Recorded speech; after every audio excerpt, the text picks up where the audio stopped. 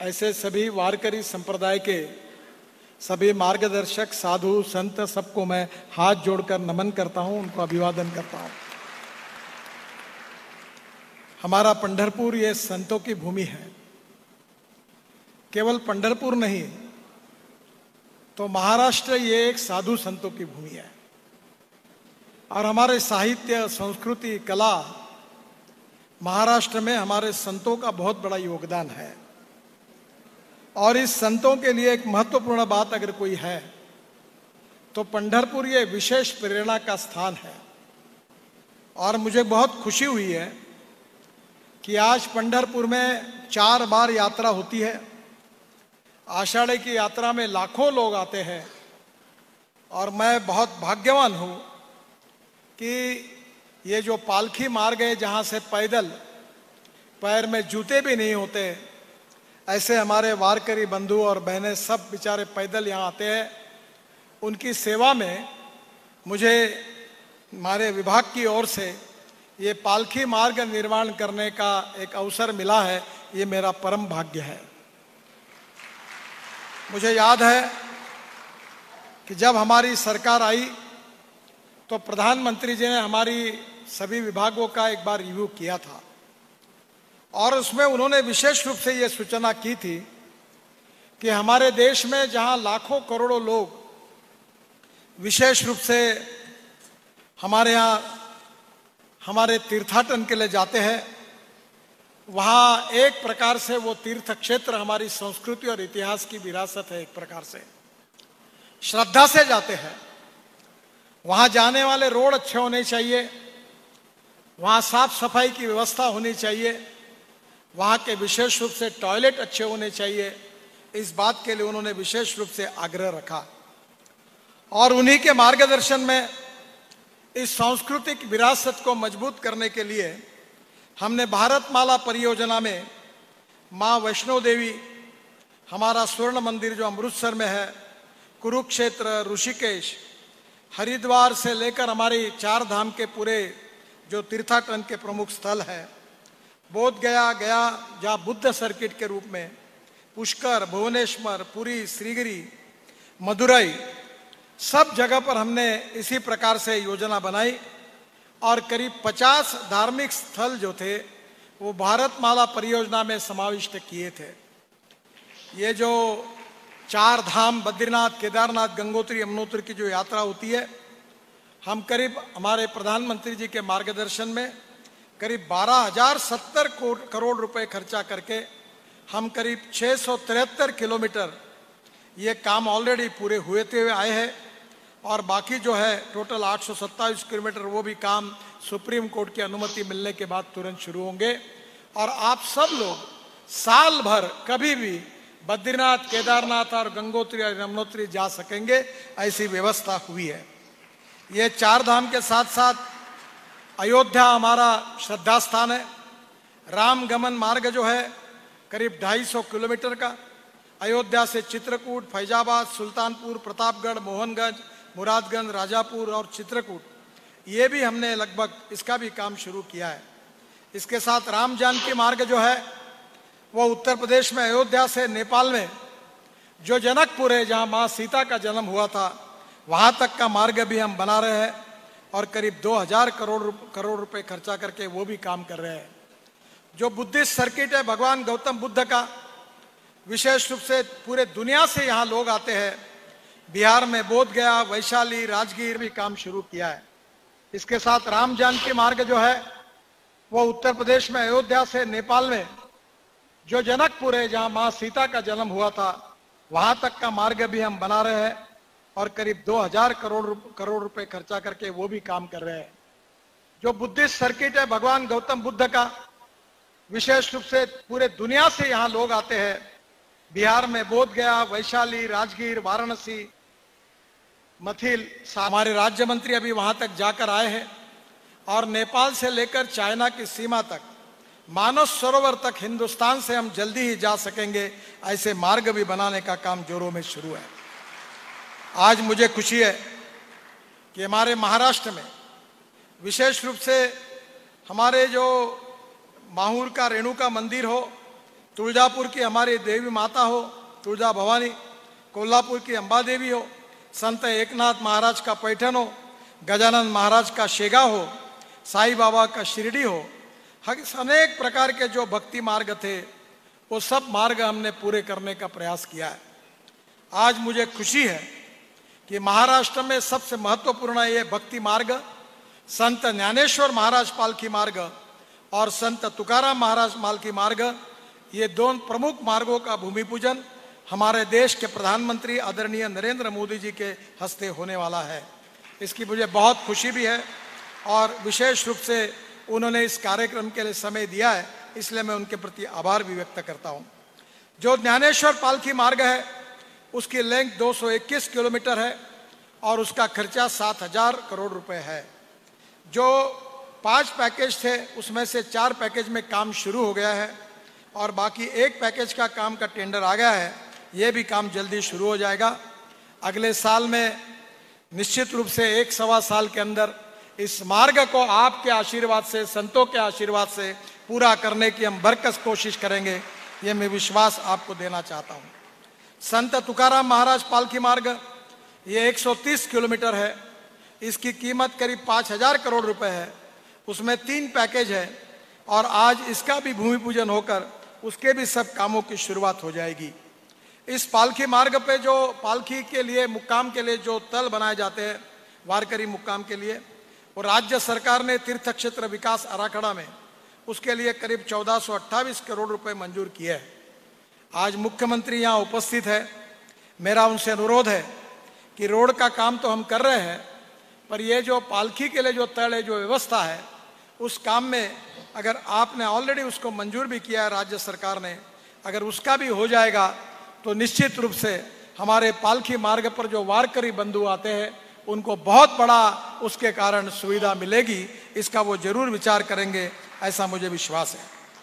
आज प्रधानमंत्री के हाथ से जो लोकार्पण हो रहा है वो भी 5 प्रकल्प 223 किलोमीटर के हैं और करीब 1200 करोड़ रुपए उसकी कीमत है। मुझे बहुत खुशी है कि ये जो रोड है ये संत गोंदवलेकर महाराज इनका पालकी मार्ग, संत सावड़ा माई पालकी मार्ग, संत एकनाथ महाराज पालकी मार्ग और संत गजानन महाराज पालकी मार्ग जब पंढरपुर में आते हैं उनको, उन वारकरियों के लिए इसका विशेष रूप से उपयोग होगा। पालकी मार्ग बनाते समय हम ये कोशिश कर रहे हैं कि रोड के बाजू में जहाँ से हमारे वारकरी चलेंगे तो कभी कभी धूप के दिनों में पैरों में जूते कोई रखते नहीं है, तो इसीलिए उसके बीच में टाइल्स होगी, उसमें गवत होगा, घास होगी, जिसके कारण उष्णता, कोई तकलीफ हमारे वारकरी बंधु को नहीं होगी। मैं महाराष्ट्र सरकार को अनुरोध करूंगा कि ये विशेष रूप से रोड साइड एमिनिटीज भी हम बनाने वाले हैं। आपके सहयोग से कुछ काम में हम भी मदद करने की कोशिश करेंगे। एक संयुक्त मीटिंग लेकर महाराष्ट्र सरकार में भी उसमें जो भी सहयोग होगा वो निश्चित रूप से हम करेंगे। मुझे यहाँ के विधायक और बाकी लोगों ने मांग की थी कि वाखरी से पंढरपुर ये लांबी जो है बाईपास के कारण वो ड्रॉप की गई थी, पर मंदिर तक वो रोड अगर वैसा ही रहेगा तो पालकी मार्ग को कोई अर्थ नहीं रहेगा। इसलिए वाखरी से पंढरपुर ये जो 4 से 6 806 किलोमीटर का जो लंबाई है उसको भी इस प्रोजेक्ट में लेकर रेलवे के पुल को भी सुधार करते हुए करीब 74 कोटि रुपए 74 करोड़ रुपीस लगाकर ये भी काम हम निश्चित रूप से पूरा करके देंगे। ये विश्वास आप सबको देता हूँ। फिर से एक बार इस संतों की भूमि में तुकाराम महाराज, ज्ञानेश्वर महाराज का विचार, और जिन्होंने हमें केवल प्रेरणा नहीं दी तो हमारे जीवन का मार्ग दिखाया, हमें जीवन का संस्कार दिया, जीवन का दृष्टिकोण दिया और मूल्याधिष्ठित जीवन पद्धति में तुकाराम महाराज और ज्ञानेश्वर महाराज के अभंग, उनके प्रवचन, उनके विचार हम कभी जीवन भर भूल नहीं सकते। बचपन से पढ़ते पढ़ते हम बड़े हुए हैं और वही हमारी सबसे बड़ी संपत्ति और विरासत है। मुझे बहुत खुशी है कि आज के इस कार्यक्रम में हमारे वारकरी संप्रदाय के सभी साधु संत यहाँ हमें आशीर्वाद देने के लिए उपस्थित है। उनके आशीर्वाद से ही ये कार्य हो रहा है। इस कार्य का श्रेय उन्हीं को है और उन्हीं के आशीर्वाद के कारण यह कार्य का निर्माण हो रहा है। मैं उनके प्रति फिर से एक बार हाथ जोड़कर उनको बहुत बहुत अभिवादन करता हूँ। प्रधानमंत्री जी को भी बहुत बहुत धन्यवाद देता हूँ और मुख्यमंत्री उद्धव ठाकरे जी भी उनका स्वास्थ्य ठीक नहीं होते हुए भी आज इस कार्यक्रम में उपस्थित है। हमारे गवर्नर साहब कोश्यारी जी वो भी उपस्थित है, उनको भी बहुत बहुत धन्यवाद देते हुए मैं अपनी बात को समाप्त करता हूं। धन्यवाद, नमस्कार। धन्यवाद माननीय गडकरी साहब। मैं बेनती करती हूं महाराष्ट्र के मुख्यमंत्री माननीय श्री उद्धव जी ठाकरे साहब, आपको आज के इस मंगल अवसर पर आप अपनी भावनाएं प्रकट करें।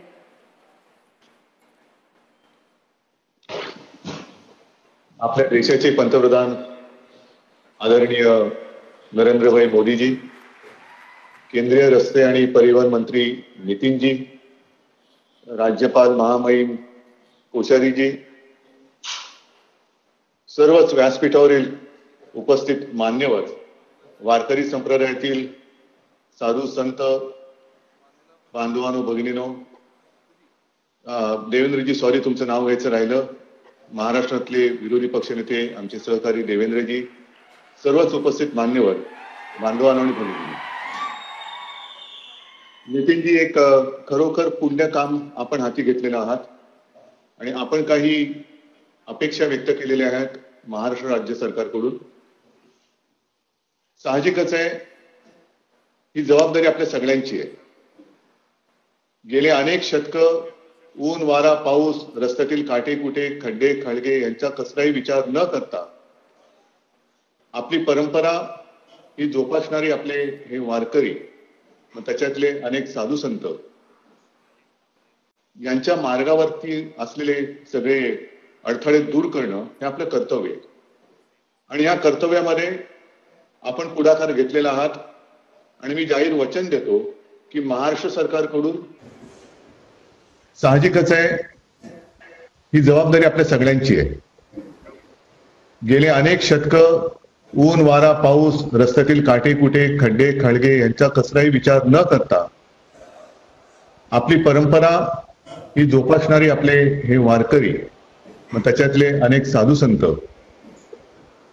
यांच्या मार्गावरती असलेले सगळे अडथळे दूर करणं हे आपलं कर्तव्य आहे आणि या कर्तव्यामध्ये आपण पुढाकार घेतलेला आहात आणि मी जाहीर वचन देतो की महाराष्ट्र सरकारकडून कोणतीही कमी आम्ही कोणत्याही पावलावरती राहू देणार नाही। प्रत्येक पावलावरती आम्ही तुमच्या सोबत राहू।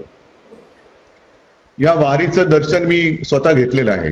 मी दर्शन घेतलं एवढ्यासाठी म्हणतोय कारण आपल्याला बहुतेक जणांना कल्पना आहे की काही वर्षांपूर्वी मी स्वतः ही वारी आणि त्या वारीची फोटोग्राफी हेलिकॉप्टर मधून केली। मोदी जी सच कहता हूं, जैसे मान लो की एक भक्ति सागर आगे जा रहा है। ते जे काय दृश्य मी पाहिलं आपल्या विठू माऊलीचं विराट दर्शन म्हणजे काय असतं ते दर्शन मला तेव्हा दिसलं। डोळ्यामध्ये मावत नाही, कॅमेरा तर सोडा, कॅमेरा खूप छोटी गोष्ट आहे पण डोळ्यामध्ये मावत नाही। आणि मी मगाशी ऐकत होतो अनेक ठिकाणावरून या पालख्या येत असतात आणि या पालख्या म्हणजे जणू काही नद्या सागराकडे वाहतायत असंच ते दृश्य असतं। मोठमोठ्या नद्या, छोट्या मोठ्या नद्या या सागराकडे वाहतायत असं ते दृश्य असतं आणि या नद्या जिथे एकत्र येतात ते पहिलं म्हणजे शेवटचं मोठं रिंगण असतं ते वाखरीचं।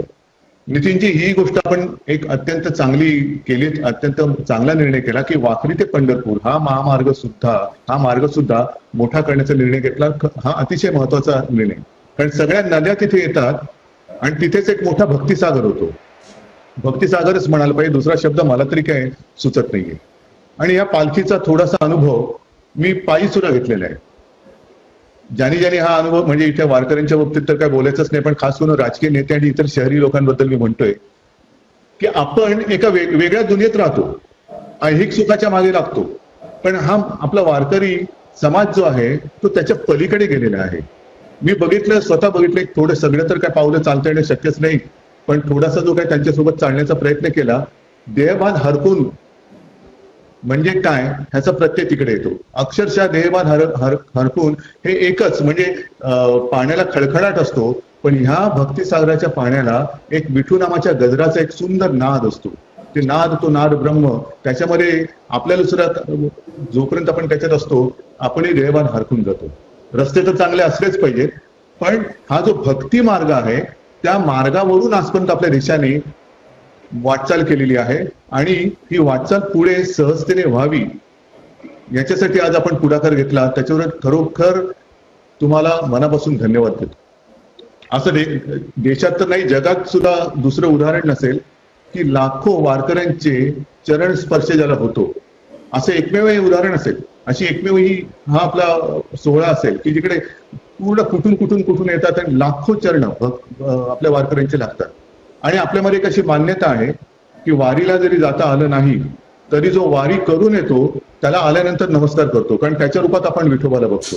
आणि अशी ही आपली भावना आजपर्यंत या वारकरी संप्रदायाने आपल्याला खूप काही दिलेलं आहे, ज्याचा उल्लेख आपणही केला की आपल्याला दिशा, संस्कार, संस्कृती तर दिलेलीच आहे, पण सगळ्यात मोठं योगदान म्हणजे प्रतिकूल कालखंडात एक काही शतक, 7-8 शतक तिथल्या असलेले जाणकार अधिकारवाणीने सांगू शकतील की काय अनेक शतक ही नुसतं ऊन वारा पाऊस रे बोलके शब्द झाले, पण परकीय यवनी आक्रमण ती सुद्धा झेलून वारी आणि वारीची परंपरा ही आपल्या वारकरी समाजाने, या संप्रदायाने अवयवातपणे सुरू ठेवली. आता हे सगळं एवढं मोठं काम आपल्याला केल्यानंतर आपल्याला संस्कार देणाऱ्या संप्रदायाचं ऋण, आपण ऋणमुक्त तर होऊ शकतच नाही, त्यांच्या ऋणातच राहून, कारण त्यांचे आशीर्वाद आपल्याला पावली पाहिजेत. जे आयुष्यभर वारकरी म्हणून पंढरीची वारी करत असतात, त्यांचं आपल्याला प्रत्येक पावली मार्गदर्शन लाभणं हे आपलं मोठं भाग्य आहे. आणि म्हणून जास्त लांबण न लावता या कार्यासाठी स्वतः माननीय पंतप्रधानजींनी पण वेळ दिला. मोदीजी, आपको भी मैं धन्यवाद देता हूं.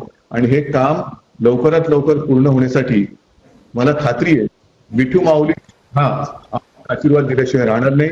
अशी आशीर्वादाची एक वाटचाल, संस्कृतीची वाटचाल ही अधिक सहजतेने व्हावी, त्याच्यासाठी या घेतलेल्या कार्यामध्ये पुन्हा एकदा सांगतो, महाराष्ट्र प्रत्येक पाऊली आपण राहिल्याशिवाय राहणार नाही. धन्यवाद. जय हिंद, जय महाराष्ट्र.